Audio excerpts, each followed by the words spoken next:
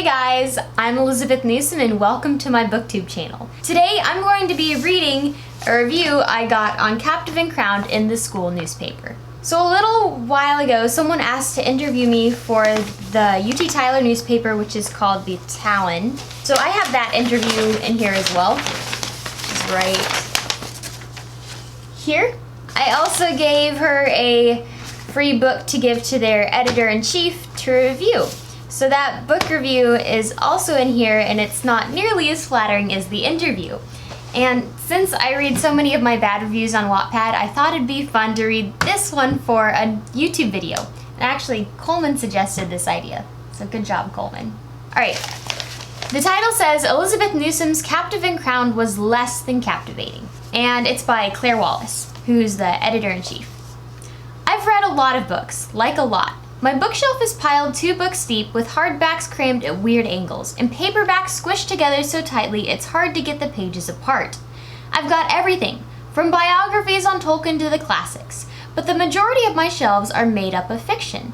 I've got every single book in the Throne of Glass series by Sarah J. Maas, almost every title by Rick Riordan. Do you know how to say his name? Rick Riordan, I think. Rick Riordan? I think that's right. Okay. Debut novels like Children of Blood and Bone. I'm gonna skip saying that name because you wanna see? Adeyemi? Adeyemi? Tomi Adeyemi? We'll go with that.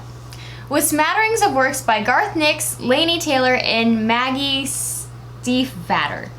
So I can say that UT Tyler marketing student Elizabeth Newsom's first published book, Captive and Crowned, definitely fits within the young adult genre, but it's a far cry from being an award-winning debut.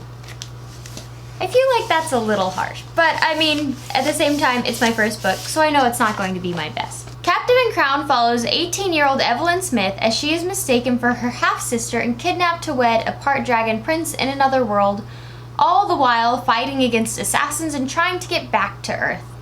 Before we delve too deeply into the plot and its holes, it's important to understand that before this novel, Newsom wrote fanfiction. If you're unfamiliar with the word, let me give you a breakdown. People take characters they like from shows, games, or other books and write them into alternate universes, in parentheses, AUs, with separate non-canonical plots. But fanfiction falls into the trap of having plot tropes or writing cliches. While Newsom has developed her writing voice since her time penning fanfiction, Captive and Crowned falls into the same tropes and motifs that plague nearly all fanfics, but is done more masterfully than most. So, you know, this is not nearly done with the review yet. We're only here. But I appreciate that she says positive things as well. Nearly every YA book, especially those with female protagonists, has a love triangle. It's a staple trope of the genre. But this book is slightly different. Evelyn has not 1, not 2, but 3 love interests throughout the book, making it more of a love quadrilateral than a triangle. Though to be fair, the book opens up on the first love interest breaking up with her, and her stalking him to a graduation party. These love triangles are overdone, especially when they're meant to create the most conflict in the book, like in Captive and Crowned. It feels unoriginal and like a cop-out of exploring new, interesting ways of creating tension. And if you're wondering, this book does not pass the Bechdel test. So the Bechdel test is essentially people think that there's not enough strong female characters within fiction. So the Bechdel test is essentially you see whether or not the book has 2 female characters that are just talking to each other and talking about something else other than a male character. And that's how you know that's one of the ways to measure if you have strong female characters. First of all, with the love triangle, the main theme of the book is about love being a choice versus love being a feeling. And I've rewritten this book 3 times, and I knew along the way that, wow, love triangles are really cliche. But at the same time, a plot is supposed to be a manifestation of the character's inner journey and what they're going through. And in this book, Evelyn is trying to decide, is love something you choose or something you feel? And so I chose to manifest that in 2 characters, which does kind of end up being a love triangle. I would probably disagree with the love quadrilateral part, but like she says, just because that's in the beginning and they break up. So after that point, he's not really a love interest anymore. As far as the Bechdel test goes, I think strong female characters are great, but this is a romance. So the plot is the romance.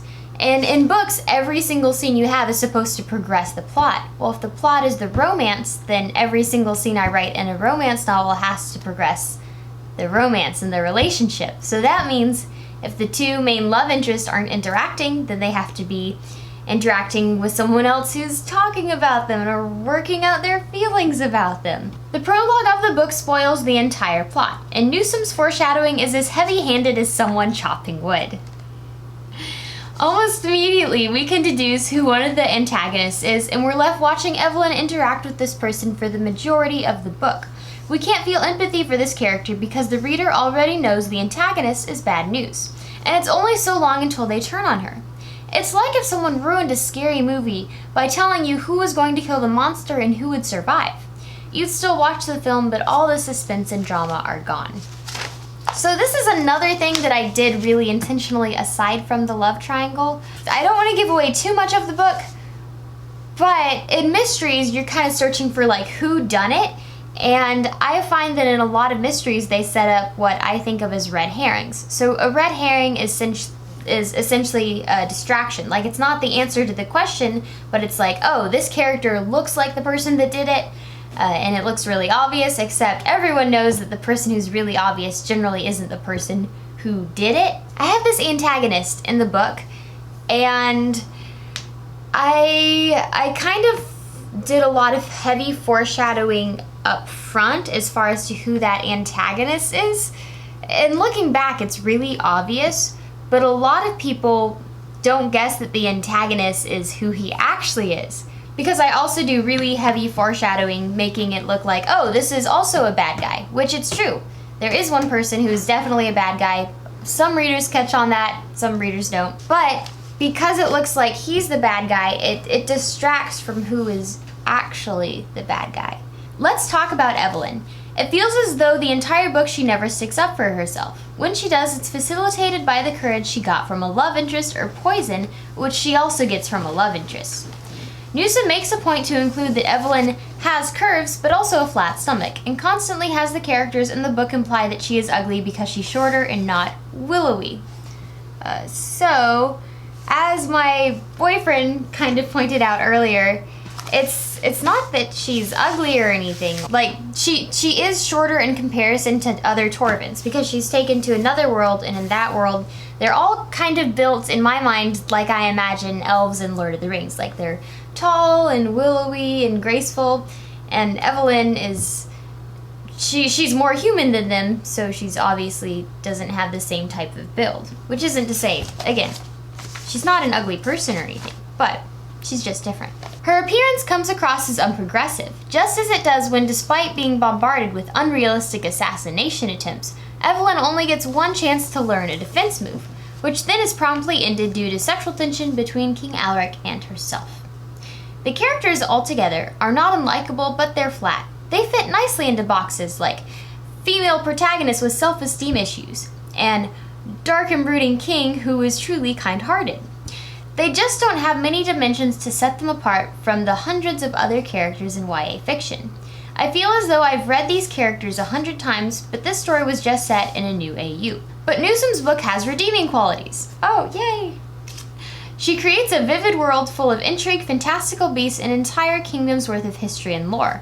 Torva seems like an incredible place, and she even has a map to help you understand the world better. But Newsom never lets you explore it.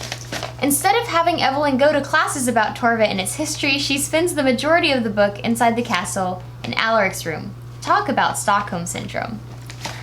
So I disagree with a few things there.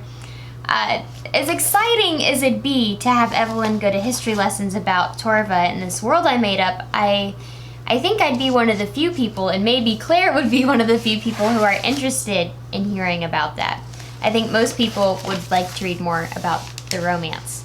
But that's just what I went with. If you guys think otherwise and you would be interested in the future, like in some sort of kind of backstory in the history of a world, just let me know.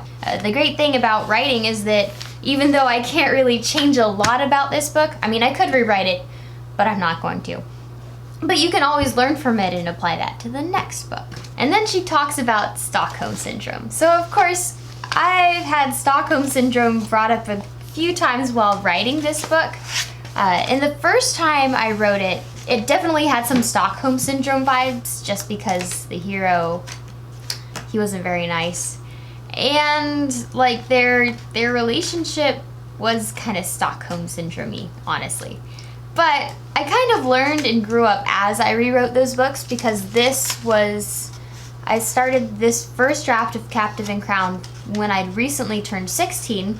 And so as I learned more about romance and romantic relationships and what healthy ones looked like, I kind of changed their relationship. I disagree about the Stockholm Syndrome. I mean, she doesn't like him for a while, and when she does like him, I don't think it's because it's a psychological thing, just because she happens to be his captive. I mean, if you guys are going to read the book, you can decide that for yourself. This is best exemplified by the king having dragon wings. No one else in Torva has wings. Alaric's wings are explained in a throwaway sentence about there being shapeshifter blood in the royal line, but it only manifested in him. But the dragon wings are only one plot hole that Newsom tries to shoddily tie up. We see the same issue in her multiple attempts on Evelyn's life. And then, in parentheses, where's the security for this giant castle? The vetting process for staff? Or in the crime ring that only is mentioned as a way to explain the antagonist's sudden change of heart. I mean, she acts like a lot of these things were thought of at the last moment, or like these were kind of afterthoughts I threw in. I mean, they weren't. I thought about them for a long time because I rewrote the book 3 times, so I had a lot of time to think about these issues over the past 5 years. So I'm not sure if that's a bad thing or a good thing, because I did think about these things really deeply, but I guess to her it's coming off like, oh, you know, I'm just kind of like tying this up, or this is an afterthought. Alaric has this whole thing where his dad doesn't like him because he has these dragon wings and it makes him different. And part of that is because dragons in general, when they did exist, at this point in the book, they're extinct. But they had a negative stigma. People with dragon wings wouldn't really be out and about. Unless, of course, in Alaric's case, he's the king. That is something that I could potentially address in a later book. Maybe someone else besides Alaric having dragon wings or another dragon-like quality. Newsom's pacing was beautifully done up until the last quarter of the book. Within 20 pages, Evelyn goes from not being attracted to Alaric and not wanting to be married to him to being willing to die for him. And the antagonist, as mentioned above, within 28 pages goes from threatening to kill Evelyn to asking for absolution for all the things he's done. It feels like page whiplash, with the plot changing in a deus ex machina fashion to end in a happily ever after for Evelyn. I mean, honestly, I would probably agree with that. I've heard before that the pacing at the end is kind of rushed. With that said, if I had a redo, I'm not sure how I'd change it, because with production cost-wise, my book is about 102,000 words, and making it more words than that, after about 100,000, it gets really, really expensive to fit in more pages. But I understand that, and I agree with that. But more important than all the small nitpicking I've done is the flaw at the main point of the book. Newsom tries to insinuate that love is a choice, and it is. But Evelyn was never truly given a choice to decide what she wanted. Again, I disagree, because I gave her a few opportunities to, like, choose between these 2 guys, and that's probably a part I don't agree with Claire on. Evelyn struggles with feelings of inadequacies throughout the book, and these moments are extremely well written and perfectly describe feeling unlovable. But what I expected and wanted for Evelyn to realize was that no one could give her the love she sought. Not her mother, who left her as a child, not the love interest, and not the king with whom she ended up with. Spoiler alert, sorry. What I desperately wanted Evelyn to realize was that she needed to learn to love and be happy with herself. Newsom relied so much on external validation that it took away from the idea that love is a choice. It felt more like the message was, you'll only feel loved if you love someone even if they don't love you back. I mean, of course I disagree with that, because I feel really strongly about this theme. Of course, it probably didn't come across perfectly, which is really sad, because I feel like this message deserves to be communicated in a really powerful way, and I'm not sure that I necessarily have those abilities yet. Maybe the theme came across to her like that, but I think there are points in the book that kind of say otherwise. For example, there's this one point where she decides to give up on the need to have her mother love her, and she has this little locket and she throws it away, and she realizes that love is giving without expecting anything in return. So this book, in my opinion, focuses more on loving other people than the need to be loved, because like it says in the book, I think love is giving without expecting anything in return. So I think when we love people, we need to love them without having the expectation or the need of being loved back. Because if we have that, like, I'm only gonna love you if you love me, then it's not really love, because love's not about yourself. And what she says at the end, you'll only feel loved if you love someone even if they don't love you back. So in order to feel loved, that means you have to be the recipient of love. So that means if they don't love you back, then, I don't know, I wouldn't think that you would feel loved if they don't love you back. Despite all of this, it was an entertaining read for a YA book. Newsom has a well-developed, beautiful writing voice. It's confident and strong with perfect word choice and vivid descriptions. Thank you. Her world building, as mentioned above, is incredible and in-depth. If Newsom could learn to create dimensional characters that stand out among the thousands of other YA books and take readers to unexpected places and points, she could become a big-name writer. Overall, I feel like the review is pretty negative, but she ended on like a happy, positive note, so that was really nice. She definitely didn't sugarcoat anything in the review, but I mean, I appreciate the feedback and reading about it, and honestly, the fact that she took the time to read it, because it's not a super short novel. And she took the time to point out a lot of the good things that I also included. So I wouldn't say that the review is unfair in any form or fashion. I don't agree with everything, but I don't disagree with everything either. I agree and disagree with certain things she says. There you have my bad review in a newspaper. It's also kind of exciting because it's my first review in a newspaper. Kind of not great that it's overall a negative review, but you know, I'm not writing a book that everyone will like, and I know that, and I know some people like it and they get a lot out of it, and I know some people don't. And it's going to be like that with every single book I ever write. Overall, if you enjoyed this video, please give it a big thumbs up and subscribe, because I post one bookish video a week most of the time. Sometimes I get busy with school and I miss a week, but most of the time I post a bookish video a week. And in the comments, I'd love to hear from you guys. Let me know what you guys think of this review, and as compared to some of my bad reviews I've gotten on Wattpad. And if you've read Captive and Crowned, I'd also love to know what you think on some of her feedback and whether you agree or disagree. Let me know down below, and I'll see you next time. Bye!